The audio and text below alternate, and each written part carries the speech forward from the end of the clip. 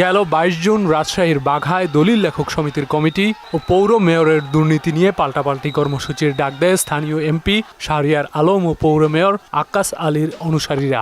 এতে দুপক্ষের সংঘর্ষে গুরুতর আহত হন উপজেলা আওয়ামী লীগের সাধারণ সম্পাদক আশরাফুল ইসলাম বাবুল। রাজশাহী মেডিকেল কলেজ হাসপাতালে ৪ দিন মৃত্যুর সঙ্গে লড়াই করে ২৬ জুন মারা যান তিনি।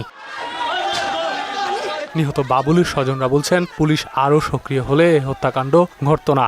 মাননীয় সংসদ, সাবেক পররাষ্ট্র প্রতিমন্ত্রী, আমি ওই প্রস্তাবিত কমিটির জয়েন্ট সেক্রেটারি এবং আমার সে খালাতো ভাইও আশরাফুল ইসলাম, তো সেখানে আমাকে বাদী করে, সে কারণে আমি পুলিশ চেষ্টা করলে তাৎক্ষণিক এসে একটা ব্যবস্থা নিতে পারত।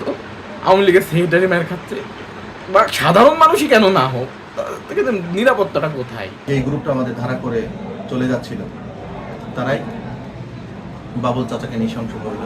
বাঘার ইউনু জানান, দুপক্ষের উত্তেজনা সামাল দিতে থানার পাশাপাশি জেলা থেকেও অতিরিক্ত পুলিশ সদস্য আনা হয়েছিল। কোনো লিখিতভাবে কেউ কখনো বলে নাই যে আমরা বিক্ষোভ করবো, বিক্ষোভে এরকম মিছিল করবো বা এরকম কিন্তু আমাদের কেউ জানা নেই। আমাদের কাছে মানববন্ধন হবে এইটা জানা ছিল।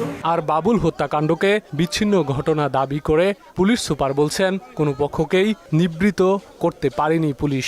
পুলিশের বাধাও তারা মানে নাই এবং পুলিশ দুই দিক দিয়ে তাদের নিবারণ করার চেষ্টা করছে। ওই ঘটনাটা বিচ্ছিন্ন একটা জায়গায়। এদিকে হত্যাকাণ্ডের পেছনে রাজশাহী সিটি মেয়রের মদদ রয়েছে স্থানীয় এমপির এমন অভিযোগ প্রত্যাখ্যান করে নিহতের স্ত্রী বলছেন, এ নিয়ে তিনি কোনো রাজনীতি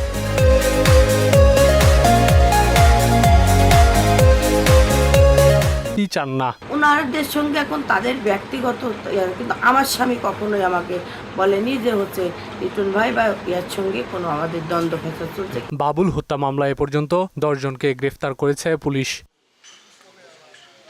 তানজিদ ভুইয়া, মোহনা সংবাদ।